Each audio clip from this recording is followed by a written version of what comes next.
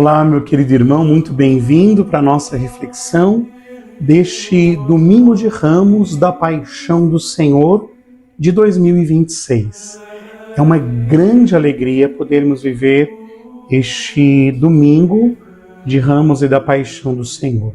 A palavra de Deus esse dia tem uma lógica toda própria, né? Diferente das outras liturgias de santas missas, de eucaristias.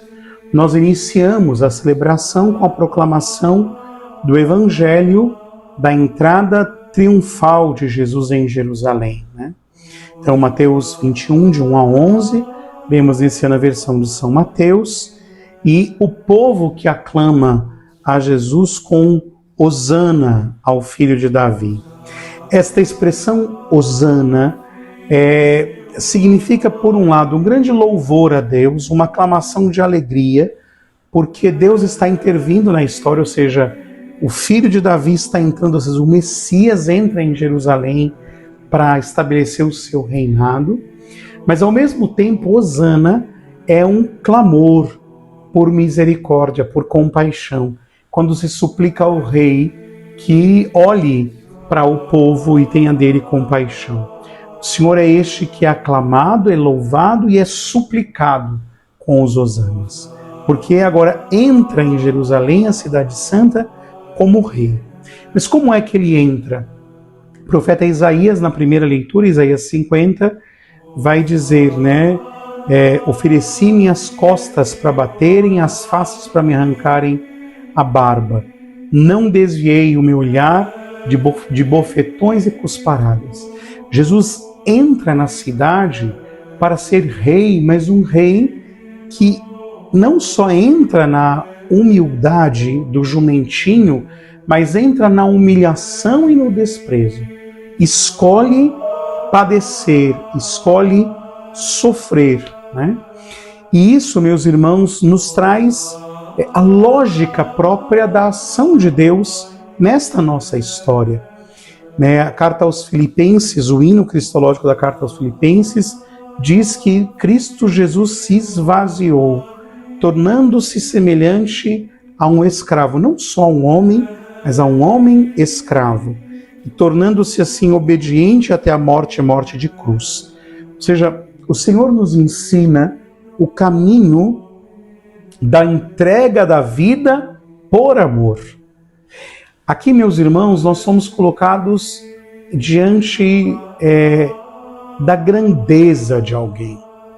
A grandeza de nosso Senhor e Salvador não vem simplesmente, o que já seria maravilhoso, do fato dele ser Deus que se fez homem, mas um Deus que se faz homem, ou seja, que se abaixa, que se torna pequeno, que entra na humildade por meio das humilhações, ainda que não tivesse pecado, por amor de cada um de nós. E justamente por isso o Senhor nos ensina que o caminho que nos torna grandes no reino dos céus é o caminho do amor, né? Ele é rei porque se fez servo. Ele é Senhor porque se humilhou, baixou-se e lavou os pés entregando a sua vida na cruz.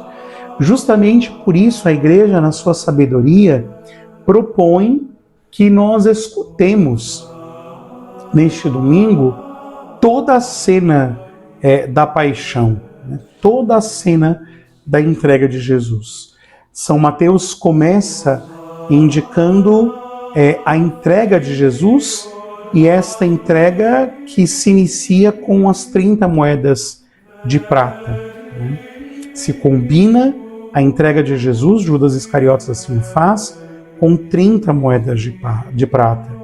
É muito interessante isso, porque logo depois da ceia, Jesus vai para o Getsemane, reza, pede ao Pai que afaste o cálice se for possível, mas que seja feita a vontade do Pai. Jesus insiste na oração, e quando Judas trai a Jesus, Jesus diz: amigo, a que vieste?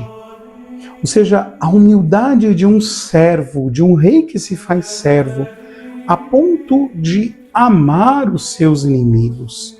Jesus aqui não é irônico, mas a sua humildade não lhe permite não amar a todos, incluindo aquele que lhe traiu, né? Por isso o Senhor chama-o de amigo.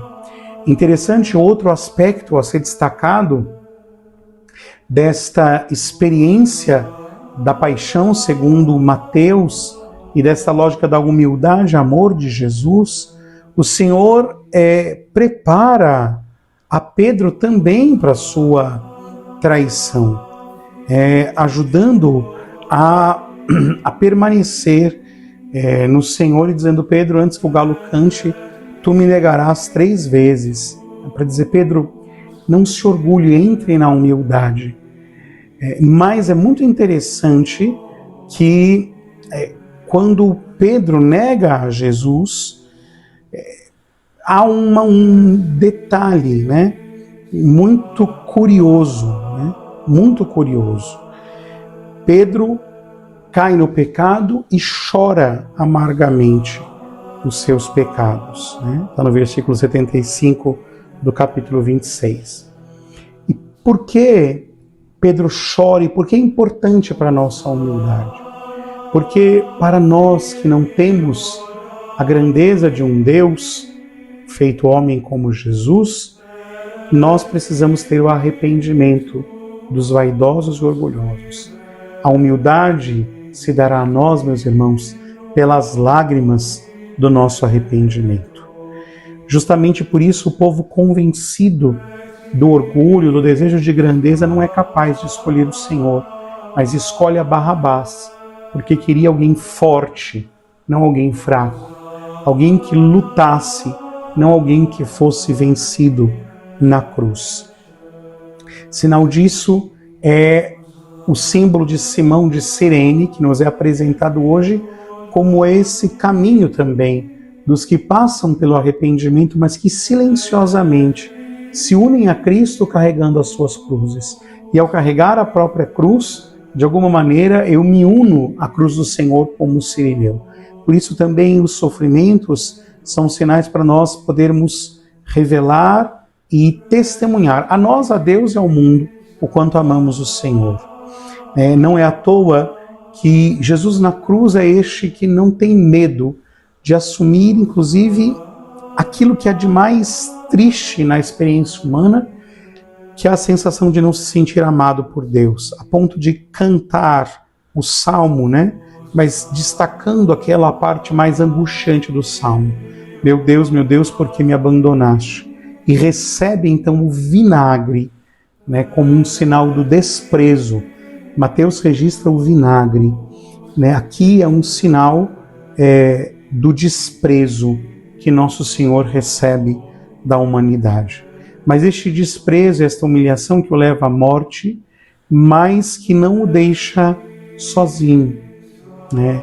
Jesus é colocado no túmulo, morto, e ali as mulheres vão preparam o Senhor e ficam sentadas diante do túmulo. Ou seja, a humildade sempre nos dará amigos, né? E os amigos sempre serão para nós a presença de Deus.